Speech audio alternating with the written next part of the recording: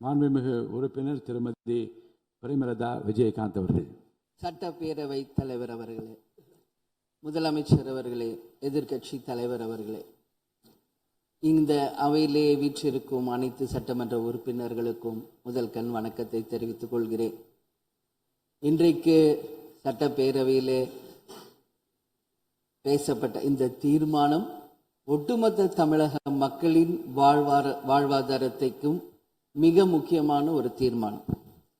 எனவே இதை யாரும் மறுக்கப் போவதும் இல்லை, ஏற்காமல் விடப்போவதும் இல்லை.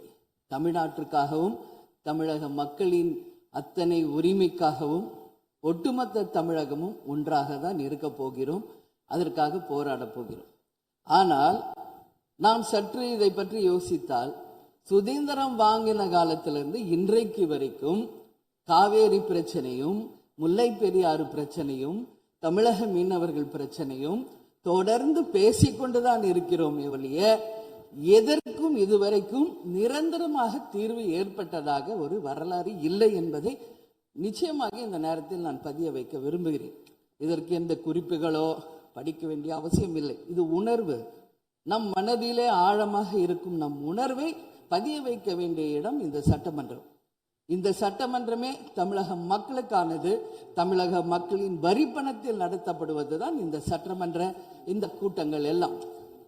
அப்படி இருக்கையில் தமிழக மக்களின் உரிமையை நாம் ஒவ்வொரு முறையும் நம்மை சுற்றி இருக்கின்ற மாநிலங்களிடம் போய் கேரளா, கர்நாடகா, ஆந்திரா, இன்னொரு பக்கம் மீனவர்களுக்காக ஸ்ரீலங்கா என்று தொடர்ந்து கேட்டுக்கொண்டுதான் இருக்கிறேன். ஒழிய தன்னிறைவு பெற்ற ஒரு மாநிலமாக தமிழ்நாடு என்றைக்கு வரப்போகிறது என்பதை தான் நான் இந்த நேரத்தில் சிந்திக்கிறேன்.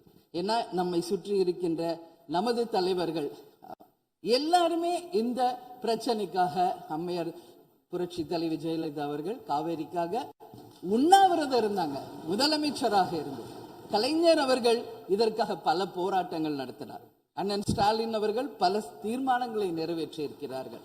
அது மட்டும் இல்லை, இதுவரைக்கும் முதல்வராக இருந்த அத்தனை பேருமே இதற்காக நாம பேசியிருக்கிறோம், போராடுகிறோம், சட்ட ரீதியாக நாம் அதற்கான தீர்வுகளை காண்கிறோம்.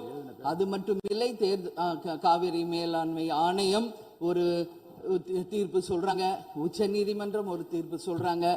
எதுவும் பேசியும் இதுவரைக்கும் தீர்வு இல்லை. இப்பொழுது முதல்வராக பதவியேற்றிருக்கும் சிவகுமார் அவர்கள் சொல்றாரு, நாங்க பேச தயாராக இருக்கிறோம் என்று.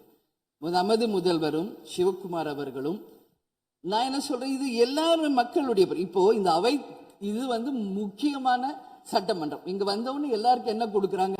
தண்ணி தான் கொடுக்குறாங்க. அப்போ ஒவ்வொரு மனிதருக்கும் தண்ணி தான் முக்கியம். இன்னைக்கு காவேரி தாயின்னு தான் நம்ம சொல்றோம்.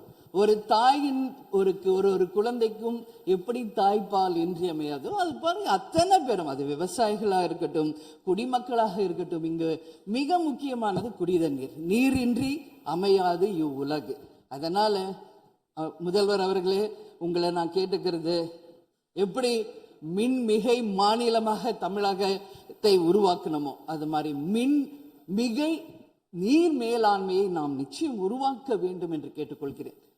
மழை நமக்கு ஒரு கொடை, கடவுள் கொடுத்தது.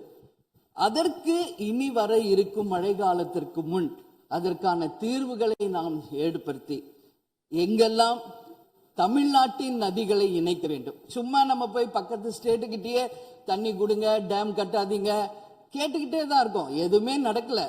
அதனால சொல்றேன், தன்னிறைவு மிக்க மாநிலமாக நம் தமிழ்நாடு உருவாக வேண்டும் என்று மாண்புமிகு முதல்வர் அவர்களை நான் கேட்டுக்கிறேன்.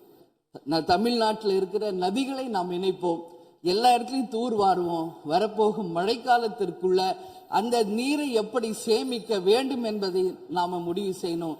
வீணாக கடல்ல போய் நீர் கலக்கிறத தடுத்தாலே தமிழ்நாடு மின்மிகை நீர் மேலாண்மை நிச்சயம் வரும் என்பதை தெரிவிச்சுக்கிறேன்.